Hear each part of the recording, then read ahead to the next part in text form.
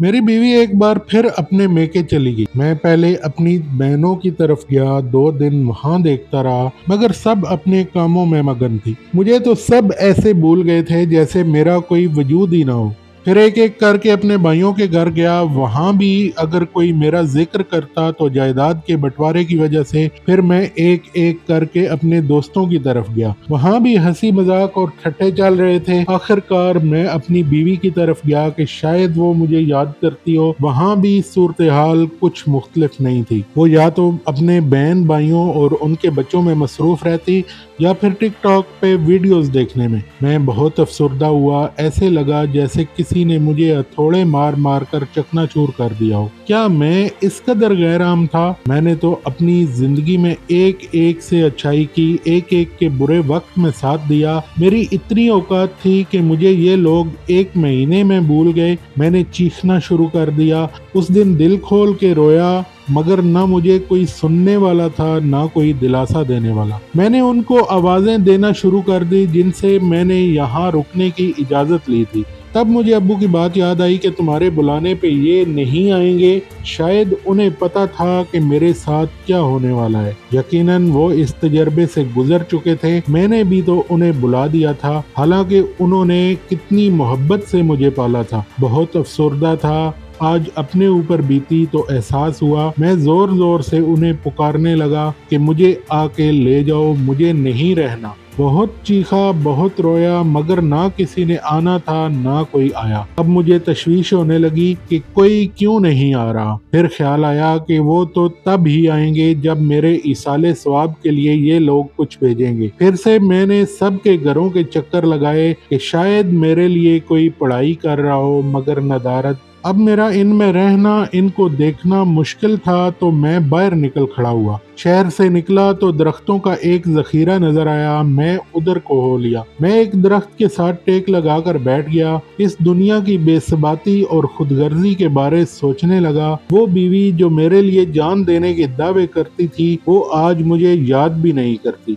वो बहन भाई जिन्हें मैंने कभी अकेला नहीं छोड़ा था, मेरी जिंदगी में तो कहते थे कि अगर तुम ना होते हमारा क्या होता। मगर आज अगर वो मुझे याद करते हैं तो घर से मिलने वाले हिस्से के लिए कभी किसी ने दुख का इजहार नहीं किया कि मुझे कितनी जल्दी मौत आ गई। मगर ये तो होना ही था। मैं भी तो अपने माँ बाप को भूल गया था। मैंने अपना घर तो नया बना लिया था, मगर वालिदैन की कब्र को पुख्ता कराने के मेरे पास पैसे नहीं थे। अपना पेट काट काट कर वो मेरी ख्वाहिशें पूरी करते थे। मैंने उनके लिए क्या किया? मैं दरख्त से टेक लगाकर न जाने कितनी देर तक घुटनों में सर देकर रोता रहा। अचानक मुझे कुछ आहट सुनाई दी। मैंने सर उठाया तो देखा हल्का सा अंधेरा हो चुका था। दूर आबादी से मगरिब की अजान की आवाजें आ रही थी। मैं माहौल से मानूस हो ही रहा था कि मुझे आहट दोबारा सुनाई दी। आवाज की तरफ देखा तो मुझसे कुछ ही दूर मुझे 2 काले स्याह नाग नजर आए, जो शायद नर और मादा थे।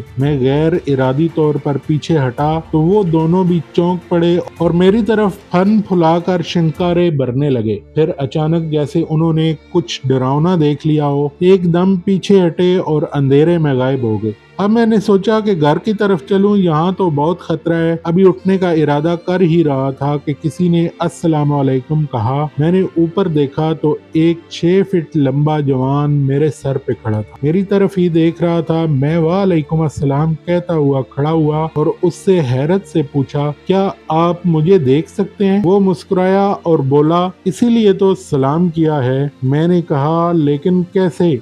मैं तो एक रूह हूँ, जिंदा नहीं हूँ, आप कैसे देख सकते हैं? तो उसने कहा, क्योंकि मैं भी रूह हूँ। मैंने हैरत से पूछा, आप भी रूह हैं, मगर यहाँ क्या कर रहे हैं और आपको कैसे पता चला कि मैं भी रूह हूँ? तो वो कहने लगा, पहली बात, तुम और मैं यहाँ अकेले नहीं हैं, बहुत सारी रूहें और पिशाच यहाँ मौजूद हैं, तो मगरब के बाद इस तरफ किसी जिंदा इंसान का आना मुमकिन नहीं। दूसरी बात, मैंने तुम्हें सलाम किया तो तुम चौंक उठे, जिससे मुझे पता चल गया कि तुम जिंदा इंसान नहीं हो, क्योंकि वो हमें सुन नहीं सकते। मैंने कहा, अच्छा, रूह का तो समझ आता है, ये पिशाच क्या है? कहने लगा, चलो बैठकर बातें करते हैं। मैंने कहा, अरे नहीं, मुझे तो घर जाना है, मैं भूल ही गया था, देर हो रही है। तो वो साहब हंसने लगे और बोले, कौन से घर? अब वहाँ तुम्हारा कोई नहीं है, جو تم پہ آج گزر رہی ہے وہ ہم پہ بھی گزری تھی۔ اب گھر کا خیال چھوڑ دو، یہاں میرے تمہارے جیسے بہت رہتے ہیں۔ ہم یہ باتیں کر رہے تھے کہ ایک طرف سے کسی کے چیخنے کی آوازیں آئیں۔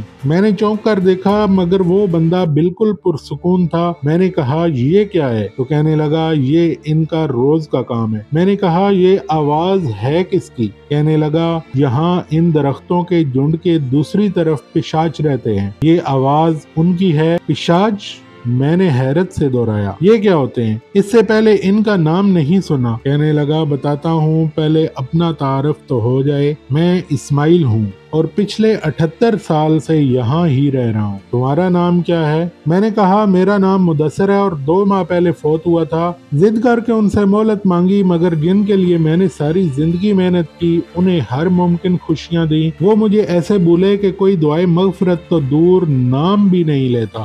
اور اب میں انہیں پکار رہا ہوں کہ مجھے لے جاؤ مگر کوئی آ ہی نہیں رہا۔ اب تو وہ تب ہی آئیں گے جب کوئی نیا بندہ مرے گا یا کوئی تمہارے ایصال ثواب کے لیے ختم درود دلوائے گا، تب تک تم یہیں رک جاؤ، گھر جا کر اور دکھی ہوگے۔ میں سوچنے لگا کہ بات تو اس کی صحیح ہے۔ پھر میں نے اس سے سوال کیا کہ اسماعیل صاحب، آپ کہتے ہیں 78 سال ہو گئے آپ کو مرے ہوئے، مگر آپ تو آج بھی 30 سے 35 سال کے لگتے ہیں، ایسا کیسے ہو سکتا ہے؟ وہ کہنے لگا میری موت 35 سال کی عمر میں ہی ہوئی تھی، اس لیے ایسا لگ رہا ہے کیونکہ روحوں کی عمر نہیں بڑھتی۔ میں نے ایک اور سوال داغ دیا، آپ کی فیملی میں بھی ہے کوئی؟ آپ جاتے ہیں انہیں ملنے؟ وہ اچانک اداس ہو گیا، کہنے لگا نہیں، میرے ساتھ میرا پورا خاندان ختم ہو گیا تھا۔ میں نے کہا وہ کیسے؟ کہنے لگا ہم لوگ انڈیا سے ہجرت کر کے آئے تھے، میرے خاندان میں میرے اماں ابا، 2 بڑی بہنیں،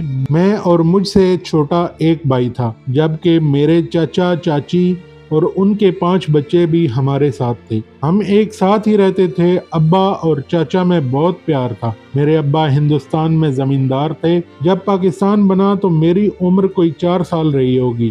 ہم لوگ اپنا سب کچھ چھوڑ کر پاکستان آ گئے۔ میرے ابا جی اپنی جائیداد کے کاغذات بھی ساتھ لے کر آئے تھے۔ تب یہ قانون تھا کہ جتنی جائیداد آپ انڈیا میں چھوڑ کر آئے ہیں اتنی ہی آپ کو پاکستان میں مل جاتی تھی۔ ہمیں یہاں بھی اپنے جائیداد کے مساوی جائیداد ملی۔ ایک بڑی حویلی جو کسی سکھ کی تھی، وہ ہمارا نیا گھر تھا۔ یوں ہی وقت گزرتا گیا۔ میں اس وقت میٹرک میں تھا، میری آپا کالج جاتی تھی، جبکہ چھوٹا بھائی ابھی 5ویں میں تھا۔ اس دن ابا اور چاچا لاہور کسی کام سے گئے ہوئے تھے، جب گاؤں کے ایک زمیندار رائے حشمت اور اس کے بیٹوں رائے سلمان اور رائے فضل داد نے ہماری زمینوں پر قبضہ کر لیا۔ ابا اور چاچا جب دوسرے دن گھر آئے تو ان کو زمینوں کے متعلق پتہ چلا تو وہ سیدھا رائے حشمت کے گھر گئے تاکہ اس سے بات کی جا سکے۔ ابا جتنے ٹھنڈے دماغ کے تھے، چاچا اتنا ہی گرم دماغ کا تھا۔ خیر، ابا نے رائے حشمت سے کہا کہ ہماری زمینوں سے قبضہ چھوڑ دو، ہماری کوئی دشمنی نہ پہلے تھی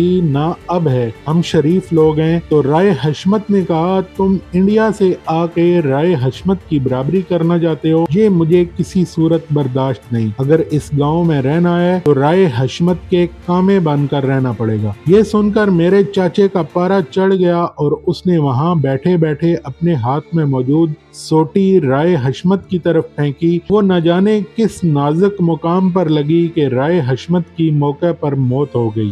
جانے سے پہلے ہماری ویڈیو کو لائک کیجئے، کمنٹس میں اپنی رائے دیجئے اور چینل کو سبسکرائب کیجئے۔ ملتے ہیں اپنی اگلی قسط میں۔ السلام علیکم۔